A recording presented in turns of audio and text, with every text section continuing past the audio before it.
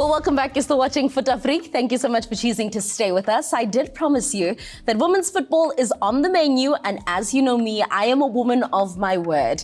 But before we dive into that, let's give you the answer to the trivia question that we asked you at the beginning of the show. Thank you so much for sending through your answers. I will read some of them. I'm getting answers here, Jess. 1989, 1965, 2021. That's like in 2000. I bet you that's an answer from a 2000. But the correct answer is 1988. 1988. It makes me feel like we missed out on so much of great football. Because Yeah, but do you sometimes wish you were born in another era? Yeah, I do. I wanted to see John Muyete play. Okay, fair enough. Yeah. Like a sharp, guys. Got Dr. Kumal and my speed down. Yes. Like a sharp. Yes.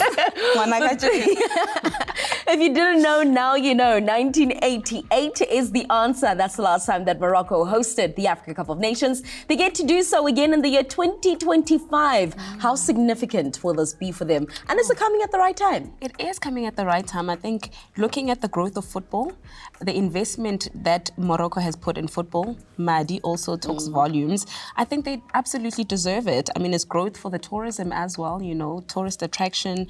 We also get to travel, Rona Babang, you know. We love it for you. But I think it's great. It's absolutely great for Moroccan football. Yeah, absolutely love it. Dr. Patrice Motsepe said, this is said to be the best Afcon yet. He said that about Cote d'Ivoire. He did not lie. My big question, though, is what do you do to top Cote d'Ivoire? You bump the cheese up. Whew, only time will tell. Only time will tell. Now, talking about the Women's Africa Cup of Nations, well, the Africa Cup of Nations, we also have the dates for the Women's Africa Cup of Nations. The competition is set to be played in the year 2025. Now, there is a bit of confusion when it comes to the dates that have been announced, right, Jess? Yeah. So we do know that the World Cup is happening in the year 2027. Yes, correct. Does this Afcon serve as qualifiers for that, or does this mean we're going to have two Afcons back to back? It means we're going to have two Afcons back to back. Yeah. The 2025 WAFCON doesn't qualify. It's not qualifiers for the WAFCON. That means then we're still waiting for on vibes. the date. It's for vibes. I think it's we will have to use these ones as preparations because given the time. So 2025, we're going to have WAFCON, and then we're still waiting on a date to find out when the 2020, probably they're going to host it in 2026, and the next WAFCON will then be the qualifiers for the FIFA World Cup that's happening in 2027. Mind you, before WAFCON, that qualifies for the World Cup, you still have qualifying games for the WAFCON. So there's going to be too much happening. It's very congested. I don't know what CAF is going to do with that calendar because then now we're going to have back-to-back WAFCON, as you've mentioned. We need qualifiers. You need friendlies for the preparations. There's still club football happening with respective leagues in different countries. You still have national duty for Banyana, there's COSAFA around the same time.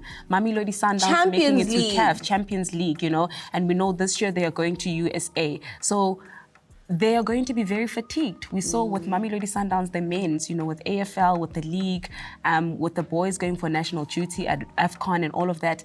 And you always speak about this. Banyana Barona have 9 to 5s. They have the 9 to 5. So how guaranteed are we that we'll have everyone? It's not a guarantee at this particular point in looking at this tight schedule, you know, and we also have to look into injuries. There's going to be possible injuries with all those matches and the ones who are students. And the ones who are We've students. been saying we want we want to see the youngings being incorporated in the national team. We're preaching academics, so we're going to have to be missing quite a few of our top players, hopefully not due to injuries, but we are going to see possibly it's a new opportunity for the young ones that are coming and need to shine, but we are champions.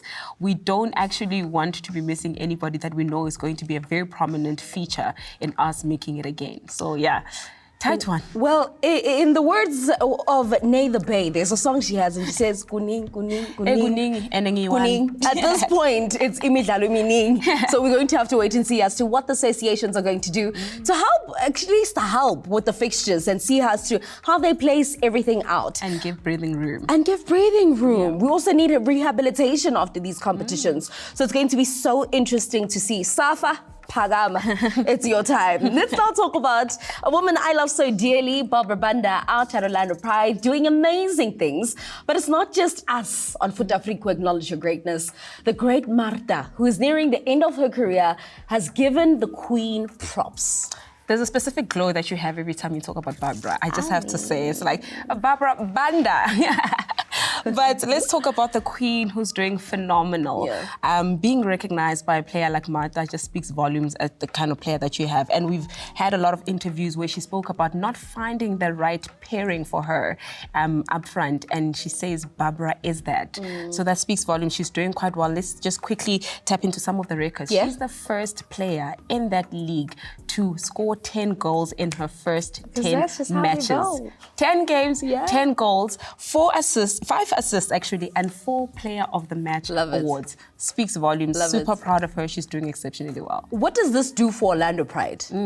So I think it elevates and gives growth to the legacy. I wish it was an African team though. Yeah, we always wish that, but Barbara's holding it down for us very well. But I think it speaks about the growth. They haven't been doing quite well for a couple of seasons. And I think this is a turnaround time for them. And I mean, props to our girl being part of that team, that's giving the club a turnaround, and we're rooting for them. I want to see her lift the trophy like Jermaine did. Yeah, it becomes a really exciting time for Orlando Pride, but also real recognizes real. And I think at this point, Barbara has really proven herself, not just to Africans, but to the world at large. Before we wrap up this conversation, just quickly, give me a country and give me, for the under-17s is what I'm talking about, right? Under-17 we have, FIFA World Cup. Yes, under-17 FIFA World Cup. Is there a country that will exit their group stages just by looking at them on paper to be like, they have a chance?